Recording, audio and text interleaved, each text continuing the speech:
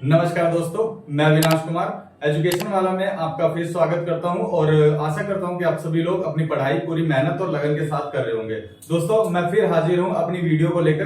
पिछली वीडियो में हमने पढ़ा था जैन धर्म के बारे में, ठीक है, और उसी से आगे के जो टॉपिक है उनको लेकर फिर से मैं जो है हाजिर हूं अपनी क्लास में, ठीक है। पिछली बार जो है पिछली वीडियो में हमने जो जैन धर्म के आधे टॉपिक के बारे में हमने पढ़ा था। जो चीजें रह गई है वो इस जो क्लास में वो कवर हो जाएंगे। देखिए, बेसिक चीजें थोड़ी सी एक बार और मैं रिपीट कर देता हूं, ठीक है ना। जैन धर्म क्या चीज होता है? देखिए, जैसे एक है इंडिया में जो है ना टोटल 5 या 6 धर्म है, ठीक है। हिंदू है, मुस्लिम है, सिख है, ईसाई है और एक जैन है और एक बौद्ध है। तो उसी ये टोटल 6 धर्म है। 6 में से जो एक जैन धर्म अभी मैंने बताया ना, हिंदू, मुस्लिम, सिख, ईसाई, जैन और बौद्ध, तो जो जैन धर्म है ना उसी के बारे में हम पढ़ रहे हैं, ठीक है ना। और इसके बाद हम बौद्ध धर्म भी पढ़ेंगे, फिर हिंदू धर्म भी पढ़ेंगे, फिर मुस्लिम धर्म, सारे धर्मों के बारे में पढ़ेंगे। अभी फिलहाल हम जैन धर्म के बारे में पढ़ रहे हैं। जैसे कि आपको मैंने बता दिया कि जैन धर्म एक जो है धार्मिक जो है संस्था है, जिसके अंदर कई सारे लोग जुड़े होते हैं। जैसे हिंदू एक धार्मिक संस्था है, धर्म है, तो ऐसे ही एक जैन धर्म है, ठीक है। अब चलिए स्टार्ट करते हैं अपनी क्लास को। देखिए दोस्तों, पिछली क्लास में हमने पढ़ा था उसका जो है जैन धर्म के बारे में, जो स्थूलभद्र और भद्रबाहु जो थे, वो क्या हुआ था कि जो मगध का साम्राज्य था, मगध था, वहां पे क्या भीषण अकाल पड़ गया था। तो जो है दोनों वहां से भद्रबाहु जो है निकल गए थे, फिर आए, तो फिर उसके बाद जो है दोनों में आपस में मतभेद हो गया। उसके बाद जो है जैन जो धर्म है ना, ये 2 पार्ट में डिवाइड हो गया, 2 भागों में डिवाइड हो गया। एक कहलाए श्वेतांबर, सफेद कपड़े पहनते थे, और एक कहलाए दिगंबर, यानी बिना कपड़े के रहने वाले, कोई कपड़े नहीं पहनते थे, ठीक है, नंगे रहने वाले, ठीक है। तो 2 संप्रदायों में बट गया, ठीक है। तो उसके बाद देखिए, चलिए इसमें स्टार्ट कर लेते हैं। देखिए इसमें लिखा है संगीति। देखिए दोस्तों, संगीति का मतलब होता है, मतलब कई सारे जो है ना संस्था अनुष्ठान करना, या बड़े लेवल पर जो है इसका संगीति का अनुष्ठान करना, या फिर जो है सभा करना, ठीक है।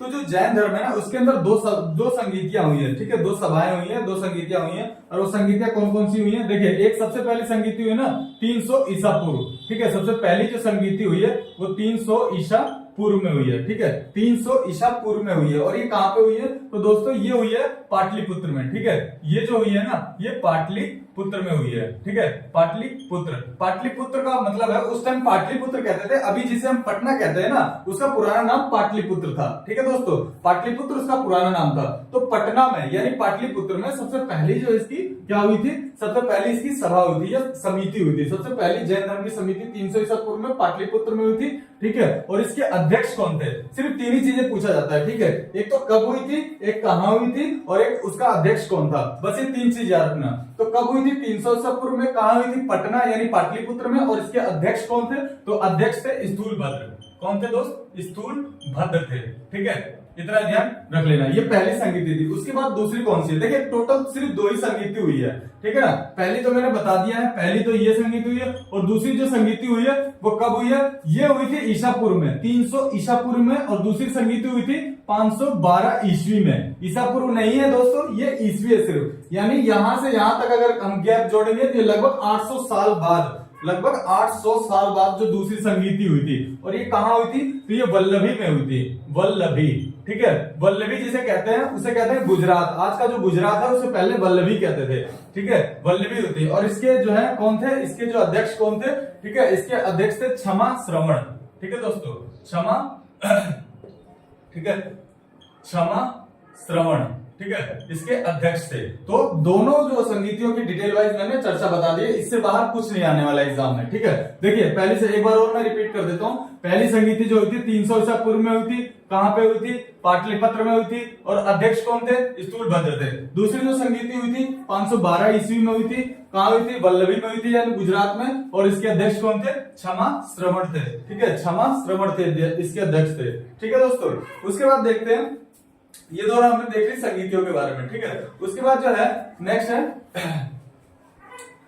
है तो दोस्तों देखिए त्रिरत्न। इसके जो क्या कहते हैं जैन धर्म है ना, उसके त्रिरत्न है, मतलब उसको वो 3 आचरणों को मानते हैं, ठीक है, 3 चीजों पर। जैसे कहते हैं हर एक धर्म का है ना, हर एक धर्म का एक नियम होता है, वैसे इसके 3 नियम है। 3 नियम कह लो या 3 रत्न कह लो, तो उन्हीं नियम को ये रत्न कहते हैं, ठीक है। तो उसी तीनों नियम के आधार पर ये जैन धर्म के लोग चलते हैं, ठीक है। तो वो 3 नियम कौन कौन से? देखिए, सबसे पहला जो है त्रिरत्न, ठीक है, त्रिरत्न कह लो या 3 नियम कह लो, वो कौन कौन से हैं? तो देखिए, सबसे पहला जो है ना सम्यक, ठीक है, सम्यक दर्शन, ठीक है। सम्यक का क्या मतलब होता है? सम्यक का मतलब होता है सही, यानी सही दर्शन। दूसरा है सम्यक, दूसरा है सम्यक ज्ञान, ठीक है, सम्यक ज्ञान। और तीसरा है सम्यक आचरण, ठीक है, सम्यक आचरण। यानी आचरण का मतलब होता है व्यवहार। यानी देखिए मैं एक बार फिर से बता, सम्यक का मतलब सही होता है, और देखिए दर्शन का मतलब बाकी आप लोग सही देखना, यानी सही चीजों को देखना, सही ज्ञान, यानी ज्ञान, सही ज्ञान का सही होना, ठीक है। उसके बाद है आचरण। आचरण का मतलब व्यवहार है, आपका जो व्यवहार है, आचरण है, वो सही होना। तो सम्यक ज्ञान, सम्यक दर्शन और सम्यक आचरण, ये इनके 3 नियम है। इन्हीं नियम के आधार पर ये जैन धर्म चलते हैं, ठीक है। ये 3 रत्न इनके, इन्हीं को रत्न कहते हैं, ठीक है दोस्तों। उसके बाद देखिए ये जो नियम है ना, इसको मानने के लिए ना 5 महाव्रत यानी 5 सील की चर्चा की है कि इस नियम को मानने के लिए ना आपको 5 जो है ना 5 तरीके या पद्धति या नियम या जो 5 व्रत होते हैं, महाव्रत वो कह लो, वो अपनाने पड़ते हैं। और वो 5 महाव्रत कौन से होते हैं? 5 महाव्रत या 5 कार्य कह लो या फिर 5 पद्धति कह लो, ठीक है, जो भी है। तो 5 क्या है, कौन से हैं? देखिए सबसे पहला जो है, ठीक है, सबसे पहला है अहिंसा, ठीक है, अहिंसा यानी किसी भी प्रकार की हिंसा नहीं करना, ठीक है, किसी भी प्रकार की हिंसा नहीं करना, ठीक है। दूसरा है सत्य, ठीक है, सत्य वचन, ठीक है, यानी सदा क्या है, सदा क्या है, सही बोलना, यानी सत्य बोलना। तीसरा क्या है? तीसरा है अस्तेय, ठीक है, तीसरा क्या है? अस्तेय। अस्तेय का मतलब होता है दोस्तों चोरी न करना, ठीक है, चोरी न करना, ठीक है। चौथा क्या है? अपरिग्रह, ठीक है, चौथा क्या है?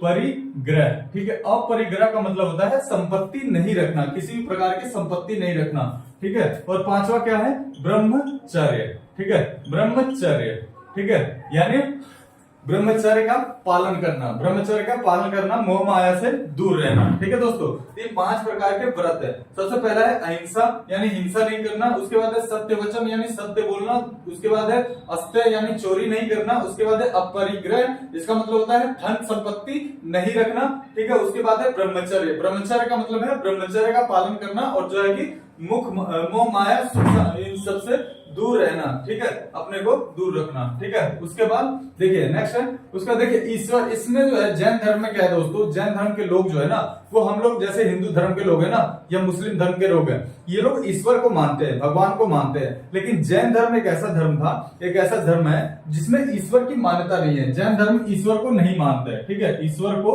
ठीक है, ईश्वर को नहीं मानते हैं, ठीक है, ईश्वर को ये लोग क्या करते हैं? नहीं मानते हैं, ठीक है। उसके बाद देखिए इसमें ईश्वर की मान्यता नहीं है, ठीक है। उसके बाद लेकिन इसमें क्या है? आत्मा की मान्यता है। आत्मा का कहने का मतलब है यदि आदमी जो है जीवित है जब तक, उसके बाद आदमी की मृत्यु हो जाती है और मृत्यु के बाद भी जो है ना आत्मा वो हमें देखती रहती है, या फिर मृत्यु के बाद जो आत्मा है उसको क्या हमारे द्वारा किए गए जो कर्म है उसको हमारी आत्मा को भुगतना पड़ता है। तो ये लोग आत्मा को मानते हैं, इसीलिए जो है ना जीवित रहते रहते ये लोग जो है अपने इन आचरणों को बड़े प्यार से और जो है कि अपने जीवन को बड़े ही अहिंसात्मक रूप से यानी बिना हिंसा किए, बिना किसी लड़ाई झगड़े के बिताते हैं आराम से, ताकि इनकी जो आत्मा है उसको आराम से स्वर्ग में या कहीं भी जो है मृत्यु के बाद उनको जगह मिल सके, अच्छी जगह। तो ये लोग आत्मा को मानते हैं, ठीक है। ईश्वर की तो मान्यता नहीं है, लेकिन इसमें क्या है? आत्मा की, ठीक है, मान्यता है, ठीक है, आत्मा की मान्यता है। तो ये चीज आप लोग ध्यान रखना है, ईश्वर की मान्यता नहीं है और आत्मा की मान्यता है, ठीक है दोस्तों। उसके बाद देखिए इसको जो मानने वाले थे, देखिए ये जो एक चीज और मैं बता दूं दोस्तों, आप लोग देख रहे होंगे यहाँ लिखा हुआ है ना सांख्य दर्शन। जो जैन धर्म के लोग है ना, जैसे हर एक धर्म है ना उसकी धर्म की जो एक एक पुस्तक होती है जिसे पवित्र पुस्तक कहा जाता है। हिंदू धर्म की पवित्र पुस्तक है कौन सी है? आप लोगों को पता होगा, गीता। गीता जो है हिंदू धर्म है उसके लिए पवित्र पुस्तक है। ऐसी मुस्लिम जो है उनके लिए पवित्र पुस्तक कौन सी? कुरान है। ऐसे ही ईसाई जो है उनके लिए पवित्र पुस्तक क्या है? बाइबल है, ठीक है। तो ऐसे ही जो जैन धर्म है ना इनके लिए पवित्र पुस्तक क्या थी? एक पुस्तक थी जिसका नाम था क्या? सांख्य दर्शन। क्या नाम था? सांख्य दर्शन। तो इन्होंने जो जैन धर्म का जो ज्ञान है ना वो कहां से प्राप्त हुआ है? तो वो जो प्राप्त हुआ है ना दोस्तों सांख्य दर्शन से प्राप्त हुआ है। ये इनकी पवित्र पुस्तक कह लो या जो भी कह लो, ठीक है ना। तो ये जो है इनकी पवित्र सारे जो इनके ज्ञान है ना ये लोग, ये सांख्य दर्शन जो एक पुस्तक है इसी से इन्होंने प्राप्त किया है, ठीक है। इसी को ये मूल पुस्तक अपनी मानते हैं, ठीक है दोस्तों। देखिए उसके बाद देख लेते हैं, उसके बाद जो है दोस्तों यहाँ लिखा हुआ है उदयन, ठीक है, उदयन वंद राजा चंद्रगुप्त मौर्य खारवेल, उसके बाद चंदेल शासक, ठीक है दोस्तों। तो इनको देखिए यहाँ पर जो है ना इसके कुछ मानने वाले राजा थे, कौन, जैन धर्म को मानने वाले कुछ राजा थे, उनके राजाओं के मैं नाम बता देता हूँ। सबसे पहला एक था उदयन, ठीक है, उदयन था, उसके बाद वंद राजा था, उसके बाद चंद्रगुप्त मौर्य था, मौर्य साम्राज्य का था, ठीक है, उसके बाद खारवेल, खारवेल कहाँ था, कलिंग का था, और कलिंग को क्या कहते थे, जो अभी वर्तमान में उड़ीसा है ना उसको पहले कलिंग कहते थे, वहां का जो राजा था नरेश था वो कौन था, वो था खारवेल। उसके बाद है चंदेल शासक, चंदेल शासक दोस्तों आपको पता होगा चंदेल जो दक्षिण में ना, इंडिया के दक्षिण में थे, साउथ में, तो वहां के जो लोग थे वो चंदेल शासक, वो वहां का जो राजा था वो चंदेल के नाम से था, चंदेल शासक था, ठीक है। उसके बाद देखिए सबसे इंपॉर्टेंट चीज है ये, देखिए गोमतेश्वर मंदिर के बारे में आप लोगों ने सुना होगा दोस्तों, जो कर्नाटक के कहां पे, कर्नाटक के श्रवण बेलगोला में है, ठीक है। तो मैं बता देता हूँ गोमतेश्वर मंदिर के बारे में, ठीक है, गोमतेश्वर, ठीक है, गोमतेश्वर मंदिर, ठीक है। देखिए सबसे पहले इसको बनाया किसने था, इसको सबसे पहले बनाने का काम किया था ना, बनाने का इसको किसने काम किया था, तो जो वहां का एक गंग वंश का जो कौन था, मंत्री था, कौन, गंग वंश का, ठीक है, गंग वंश का मंत्री, ठीक है, गंग वंश का मंत्री था, और वो मंत्री कौन था, उस मंत्री का नाम था चामुंड, ठीक है, चामुंड था, ठीक है, गंग वंश का एक मंत्री था उसका नाम था चामुंड। अब चामुंड ने क्या किया, इस मंदिर को बनाने के लिए, गोमतेश्वर की मंदिर को बनाने के लिए, ठीक है, उसने क्या किया, बहुत सारा धन दिया, ठीक है, बहुत सारा पैसा दिया इसको बनाने के लिए। तो सबसे बड़ा जो है इसमें जो श्रेय जाता है वो गंग वंश का जो मंत्री था चामुंड, उसके प्रोत्साहन से ये जो है गोमतेश्वर मंदिर बना। और ये कहां बना, तो अभी फिलहाल जो कर्नाटक है ना, कर्नाटक के, ठीक है, ये मंदिर कहां पे, कर्नाटक के, ठीक है, कर्नाटक के श्रवण बेलगोला, ठीक है, श्रवण बेलगोला, ठीक है, यहाँ पे जो है ना जगह, यहाँ पे ये मंदिर है, ठीक है, कौन सी, गोमतेश्वर की मंदिर है, ठीक है, श्रवण बेलगोला में गोमतेश्वर का मंदिर है। उसके बाद देखिए यहाँ पे क्या है, और ये मंदिर कौन सा है दोस्तों, तो ये अभी जिस धर्म के बारे में पढ़ा रहे हैं ना, इसी धर्म का मंदिर है, गोमतेश्वर मंदिर। अगर कभी पूछे कि कर्नाटक का श्रवण बेलगोला में जो मंदिर है, ठीक है, वो गोमतेश्वर मंदिर है, वो किस धर्म से संबंधित है, तो जैन धर्म का है। और इसमें कौन से भगवान है, तो इसमें महावीर स्वामी है, ठीक है, कौन, महावीर स्वामी। और हमने पिछली वीडियो में मैंने बताया था दोस्तों, जो महावीर स्वामी थे वो कौन से नंबर के तीर्थंकर थे, आपको कमेंट में बताना अभी कि महावीर स्वामी कौन से नंबर के तीर्थंकर थे, ठीक है, जैन धर्म के। तो महावीर स्वामी जो थे, ये जो थे, इन्हीं को इस मंदिर में इन्हीं की मूर्ति लगाई गई है, ठीक है, इन्हीं की मूर्ति लगाई गई है। और कितने फीट की, ये इनकी मूर्ति 18 मीटर ऊंची है, ठीक है, 18 मीटर ऊंची है इनकी मूर्ति, 18 फीट की, 18 फीट की इनकी जो है इनकी मूर्ति लगाई गई है। एक बार आप लोग इस चीज पे वो कर लेना एक बार, ठीक है। तो 18 फीट इनकी ऊंची मूर्ति महावीर स्वामी की लगाई गई है। उसके बाद देखते हैं, ठीक है दोस्तों, तो महावीर स्वामी की जो है मूर्ति इसमें गोमतेश्वर मंदिर में कितने फीट है, 18 मीटर की मूर्ति है, ठीक है, 18 मीटर ऊंची जो ये है मूर्ति है, ठीक है, महावीर स्वामी की। और उसके बाद देख लेते हैं, देखिए महावीर स्वामी के किस मुद्रा में है, तो महावीर स्वामी के, ये महावीर स्वामी आपको मैं बता ही देता हूँ, ठीक है, ये 24वें नंबर के, ठीक है दोस्तों, कितने नंबर के, 24वें नंबर के तीर्थंकर होते हैं, ठीक है। आप लोग कमेंट में मुझे बताना कि इसका 23वें नंबर के तीर्थंकर कौन है, ठीक है। तो ये महावीर स्वामी कौन थे, 24वें नंबर के तीर्थंकर थे। और ये महावीर स्वामी जो है जैन धर्म की इनकी जो है इस कौन से गोमतेश्वर मंदिर में इनकी मूर्ति 18 मीटर ऊंची मूर्ति है। अब देख लीजिए थोड़ी सी और डिटेल देख लेते हैं, इनका जो है ना ये किस मुद्रा में इनकी मूर्ति बिठाई गई है। तो जैसे भगवान शिव की आपने मूर्ति देखी होगी दोस्तों, तो भगवान शिव का जो है ना कायोत्सर्ग मुद्रा, कायोत्सर्ग एक ऐसी मुद्रा होती है जिसमें दाहिना हाथ आदमी का ऐसे आशीर्वाद देने के लिए उठा होता है, ठीक है, और बायां हाथ ऐसे जो है नीचे रहता है। तो ऐसी मुद्रा इनकी कहां पे जो है इस मंदिर में, गोमतेश्वर मंदिर में किसकी, महावीर स्वामी की हुई है। तो कौन सी मुद्रा है, कायोत, ठीक है, कायोत सर्ग, ठीक है, कायोत सर्ग जो मुद्रा है, ये मुद्रा में इनकी मूर्ति, ये यहाँ पे बैठे हुए हैं इनकी मुद्रा में। और ये इतनी ये अपनी तपस्या में इनको इतना लीन दिखाया गया है कि इनके पैरों पर सांप लपेटे हुए हैं, इनके पैरों पर सर्प लपेटे हुए हैं। और इतनी ज्यादा ये मतलब अपनी तपस्या में लीन है कि इनके जो पैर है ना उस पे चींटियों ने ना अपने घर बना लिए हैं। मतलब इनको पता भी नहीं है, इतनी ज्यादा अपनी तपस्या में लीन है कि चींटियों ने इनको पैर के ऊपर मिट्टी के घर बना लिया और इनको कोई एहसास नहीं हो रहा, ये इतनी ज्यादा अपनी तपस्या में लीन है, ठीक है। तो ऐसी मुद्रा इनको दिखाई गई है कहां पे, गोमतेश्वर मंदिर में। ये डिटेल सारी मैंने आपको दे दी है, आप इस चीज को ध्यान से देख लीजिएगा, ठीक है। मेरी वीडियो को दोस्तों एक बार में अगर नहीं भी आपको याद हो जाए तो दो चार बार अगर आप देखेंगे ना तो सारी चीजें आपको याद हो जाएगी, ठीक है दोस्तों, ठीक है। तो ध्यान से इस चीज को पढ़ लीजिएगा, ठीक है। उसके बाद देखते हैं, देखिए उसके बाद है उसके बाद क्या है, जो गंगवंश के मंदिर मैंने बता दिया। और एक चीज हो रही है, ये जो गोमतेश्वर मंदिर था ना, ये बनी कब थी, तो ये 10वीं सदी में, ठीक है, कब, 10वीं सदी में, ठीक है, 10वीं सदी के, ठीक है, 10वीं सदी के मध्य में बनी थी, ठीक है, 10वीं सदी के मध्य में ये बनी थी, ठीक है, 10वीं सदी के मध्य में बनी थी। उसका देखिए, एक इस मूर्ति की सबसे बड़ी खास बात मैं बता देता हूँ क्या है। एक चीज और, ये मूर्ति जो है ना दोस्तों, ये एक ही चट्टान को, मतलब एक बड़ा सा चट्टान था, एक बड़ा सा पर्वत था, और उस पर्वत को काट करके बनाया गया है ये गोमतेश्वर का मंदिर। कोई ऐसा नहीं कि बाहर से पत्थर वगैरह, ईंट वगैरह लाई गई है तो इसको बनाया गया, ऐसा कुछ नहीं है। ये पहले से ही प्राकृतिक चट्टान था, बड़ा सा पहाड़ था, और एक ही पहाड़, उसी को काट करके, ठीक है, देखिए दोस्तों, उसी को काट करके इस मूर्ति को बनाया गया है, ठीक है, इस मंदिर को बनाया गया है, चट्टान को, सॉरी, इनकी मूर्ति को बनाया गया है, ठीक है, एक ही पत्थर को काट कर। तो इनकी खासियत मैं बताता हूँ, चट्टान को काट कर, ठीक है, चट्टान को जो है काट कर, ठीक है, चट्टान को काट कर बनाया गया है, ठीक है, बनाई गई, ठीक है, बनाई गई मूर्ति, ठीक है, चट्टान को काटकर बनाई गई मूर्ति, ठीक है, इनकी मूर्ति क्या है, चट्टान को काटकर बनाई गई है, ठीक है। उसके बाद देख लीजिए, अब इसके बाद कुछ और चीजों की चर्चा कर लेते हैं। तो खजुराहो है ना दोस्तों, खजुराहो का जो जैन मंदिर है, उसको कौन बनाया था, खजुराहो का जो जैन मंदिर है उसको बनाने वाले के कभी कभी ये भी पूछ लेता है कि खजुराहो का जैन मंदिर का निर्माण किसने करवाया, तो चंदेल शासकों ने, ठीक है, चंदेल शासकों ने जो है खजुराहो मंदिर का निर्माण करवाया है। और देखिए, कल्पसूत्र मैंने बताया था ना, भद्रबाहु थे, भद्रबाहु कौन थे, तो दो अध्यक्ष थे, कौन, एक स्थूलभद्र और भद्रबाहु।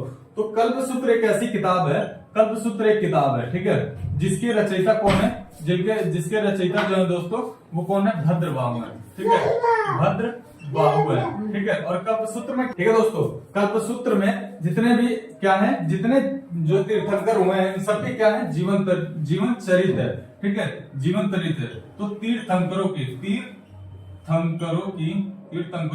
का जीवन, ठीक है, तीर्थंकरों का क्या है, जीवन चरित है, जीवन चरित इसमें वर्णित है, किसमें, कल्पसूत्र में। और कल्पसूत्र को किसने लिखा था, तो भद्रबाहु ने, ठीक है, भद्रबाहु ने कल्पसूत्र को लिखा था, ठीक है, जो कहाँ के थे, जो जैन धर्म का जो क्या कहते हैं ना, दूसरा पार्ट जो मैंने बताया था, दिगंबर जो था, दिगंबर और श्वेतांबर, तो दिगंबर जो संप्रदाय था उसके संस्थापक थे कौन, भद्रबाहु। इन्होंने कल्पसूत्र की रचना की थी, ठीक है, जिसमें क्या लिखा है, तीर्थंकरों का जीवन चरित्र लिखा गया है, ठीक है।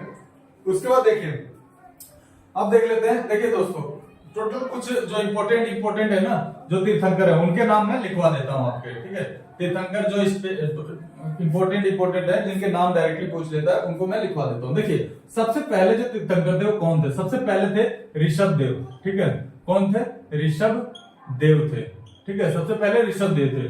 दूसरे कौन थे, दूसरे थे अजीतनाथ, ठीक है, दूसरे थे अजीतनाथ, ठीक है। तीसरे कौन थे, तीसरे थे संभव, ठीक है, तीसरे कौन थे, संभव, ठीक है। उसके बाद है सातवें कौन थे, सातवें थे संपार्शु, ठीक है। उसके बाद है 16वें कौन थे, 16वें थे शांति, सातवें के बाद है 16वें थे शांति, ठीक है। उसके बाद देख लेते हैं 16वें थे शांति। उसके बाद है इंपॉर्टेंट दोस्तों लिखवा रहा हूं मैं, ठीक है। पहले ऋषभ देव थे, दूसरे अजितनाथ, तीसरे संभव थे, जो तीर्थंकर थे इनके जैन धर्म के, ठीक है। उसके बाद थे सातवें संपार्श्व थे, उसके बाद 16वें शांति थे। उसके बाद 8वें कौन थे, 8वें नहीं 18वें थे, ठीक है, 18वें थे अमरनाथ, ठीक है, 18वें कौन थे, अमरनाथ थे। फिर उसके बाद 21वें कौन है, नेमी थे, ठीक है, 21वें कौन है, नेमी, ठीक है, नेमी। फिर 22वें कौन है, अरिष्ट नेमी, ठीक है, अरिष्ट नेमी, ठीक है, अरिष्ट नेमी। 23वें कौन थे, 23वें थे पार्श्वनाथ, ठीक है, पार्श्वनाथ, ठीक है। और 24वें कौन थे, 24वें थे महावीर स्वामी, ठीक है, 24वें कौन थे दोस्त, महावीर स्वामी, ठीक है, महावीर जो स्वामी थे वो 24वें तीर्थंकर थे। और सबसे लास्ट के तीर्थंकर यही थे, महावीर स्वामी। अब देखिए दोस्तों, कभी कभी ना इनके प्रतीक चिन्ह भी पूछ लेता है कि इनके प्रतीक चिन्ह क्या है। तो जितने भी तीर्थंकर हुए ना, सबका एक एक प्रतीक चिन्ह है, ठीक है। तो कुछ देखिए, इनके प्रतीक चिन्ह भी मैं बता देता हूँ। ऋषभ देव का प्रतीक चिन्ह क्या था, इनका था हाथी, ठीक है, इनका था हाथी, ठीक है, हाथी नहीं था इनका, मैं बता देता हूँ, इनका था सांड, ठीक है दोस्तों, इनका क्या था, सांड। फिर उसके बाद अजीतनाथ का क्या था, अजीतनाथ का था हाथी, ठीक है। उसके बाद संभव का क्या नाम था, संभव का था घोड़ा, ठीक है, संभव का था घोड़ा। उसका संपार्श, संपार्श को जो क्या कहते हैं कि जो इनका जो है प्रतीक चिन्ह था वो था, संपार्श का था स्वस्तिक। स्वस्तिक मतलब जानते हो दोस्तों, देखिए जो ऐसा चिन्ह बना होता स्वस्तिक का, ऐसे करके जो चिन्ह होता है ना स्वस्तिक का, यही जो चिन्ह है ये संपार्श का था, प्रतीक चिन्ह, ठीक है, स्वस्तिक। तो स्वस्तिक का जो चिन्ह था। उसके बाद 16वां शांति, शांति का जो चिन्ह है जो इनके थे, इनका था हिरण, ठीक है, शांति का जो था हिरण, ठीक है। उसके बाद है 18वें थे अमरनाथ। अमरनाथ का क्या था, अमरनाथ का था मीन था, मीन मतलब मछली, ठीक है। उसके बाद है 21वें नंबर के थे नेमी। नेमी का क्या था, नेमी का था नील कमल, ठीक है, नील कमल यानी ऐसा कमल जो नीला है, ठीक है। 22वें के थे 22वें जो है अरिष्टनेमी, इनका क्या था, इनका था शंख, ठीक है, इनका क्या था दोस्तों, शंख जो हम बजाते हैं शंख वो है। 23वें थे पार्श्वनाथ, और पार्श्वनाथ का क्या था, सर्प, सर्प यानी सांप। उसके बाद 24वां जो महावीर स्वामी है, इनका जो था प्रतीक चिन्ह सिंह था, सिंह, सिंह का मतलब है शेर, ठीक है दोस्तों। ये इंपोर्टेंट जो भी तीर्थंकर हैं उनके नाम और उनके जो है सारे प्रतीक चिन्ह मैंने लिखा दिए हैं, डायरेक्ट इनसे कभी क्वेश्चन पूछ भी लेता है, ठीक है, आप लोग इस चीज को नोट कर लीजिए, ठीक है। उसके बाद देखिए, ठीक है दोस्तों, उसके बाद जो है देखिए लास्ट अब बचता है महावीर स्वामी की जो है कहां पे महावीर स्वामी की जो है मृत्यु हुई थी, ठीक है। देखिए महावीर स्वामी की जो मृत्यु हुई थी दोस्तों, वो मृत्यु हुई थी 72 वर्ष की आयु में, ठीक है, जब वो 72 साल के हो गए थे। और कब हुए थे, तो 72 साल की उम्र में 468 ईसा पूर्व में, कब 468 ईसा पूर्व में, ठीक है, ईसा पूर्व में हुई थी, ठीक है, जब वो 72 साल के हो चुके थे। और कहाँ हुई थी, तो देखिए बिहार में एक राज्य है, कहाँ पे, बिहार में एक राज्य था, कहाँ पे, पावापुरी, बिहार का जो पावापुरी है ना, ठीक है, पावापुरी वहां पे हुआ था, ठीक है, बिहार के पावापुरी में हुआ था, ठीक है दोस्तों। और पावापुरी के जो है बिहार में ये जगह है, ठीक है दोस्तों, तो वो लोग आप ध्यान रखना इस चीज को, ठीक है। उसके बाद जो हुआ था, देखिए 72 वर्ष की आयु थी, 468 ईसा पूर्व में इनको हुआ था, ठीक है, मृत्यु हुई थी। उसके बाद देखिए एक राजा थे, कौन, मल्ल राजा, ठीक है, इनका जो अंत्येष्टि वगैरह किया था, संस्कार वगैरह, तो वो किसने किया था, मल्लों ने किया था। कौन थे, मल्ल राजा, ठीक है, मल्ल राजा जो थे, कौन, सृष्टिपाल, सृष्टिपाल, जो सृष्टिपाल थे वो कौन थे, मल्ल राजा थे। और उन्हीं के जो है राज दरबार में इनका क्या हुआ था, इनको निर्वाण की प्राप्ति हुई थी, ठीक है दोस्तों। ये सारी डिटेल जो है मैंने जैन धर्म से रिलेटेड लगभग एक डिटेल मैंने आपको बता दी है, ठीक है। और मेरे को जहां तक उम्मीद है कि इसमें कुछ भी चीज जो है जैन धर्म से रिलेटेड कुछ भी छूटा नहीं है, जो एग्जाम के पॉइंट ऑफ व्यू से एग्जाम में क्वेश्चन जो बन सकते हैं, ठीक है। तो सारी चीजें मैंने आपको बता दी है, बस मेरी इस वीडियो को आप लोग बड़े ध्यान से देखिएगा, ठीक है। तो आप गारंटेड है दोस्तों, किसी भी आपको किताब को उठाने की जरूरत नहीं पड़ेगी, ठीक है दोस्तों। तो मेरी इस वीडियो को बड़े ध्यान से देखिए, ठीक है ना, और ज्यादा लोगों में शेयर कर दीजिए, ठीक है। और अगर वीडियो अच्छी लगी हो तो दोस्तों इसको लाइक कर दीजिए, ठीक है, और डेली वीडियो पाने के लिए सब्सक्राइब कर लीजिए, ठीक है दोस्तों। नमस्कार।